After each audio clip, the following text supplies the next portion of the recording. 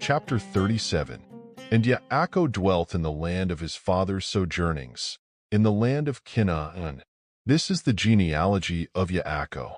Joseph, being 17 years old, was feeding the flock with his brothers.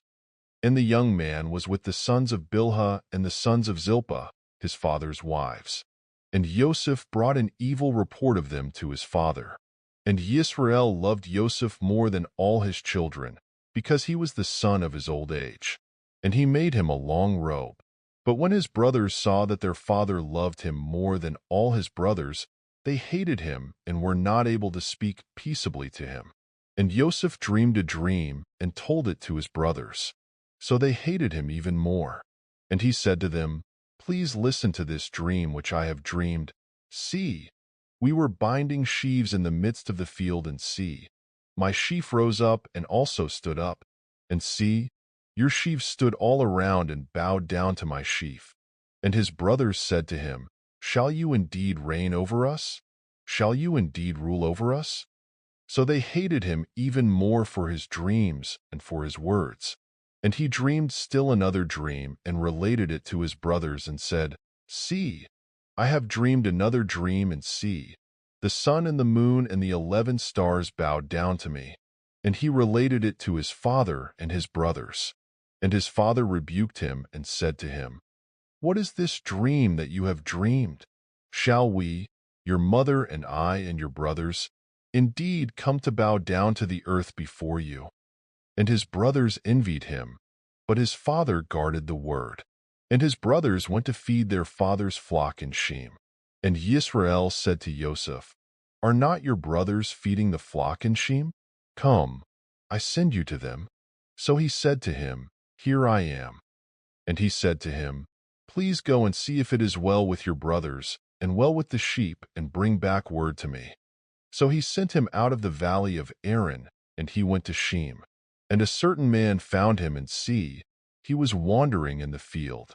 And the man asked him, saying, "What do you seek?" And he said, "I am seeking my brothers. Please inform me where they are feeding their sheep." And the man said, "They have left here, for I heard them say, 'Let us go towards Dothan.'" So Joseph went after his brothers, and found them in Dothan. And they saw him from a distance, and before he came near them, they plotted against him, to kill him. And they said to each other, "See, this master of dreams is coming. Now, then, come and let us now kill him, and throw him into some pit, and shall say, 'Some wild beast has devoured him.' Let us then see what comes of his dreams." But Reuben heard and rescued him from their hands, and said, "Let us not take his life." And Reuben said to them, "Shed no blood. Throw him into this pit which is in the wilderness, and do not lay a hand on him, in order to rescue him out of their hands, and bring him back to his father." So it came to be, when Joseph had come to his brothers, that they stripped Joseph of his robe, the long robe which was on him. And they took him and threw him into a pit. And the pit was empty, there was no water in it. And they sat down to eat a meal.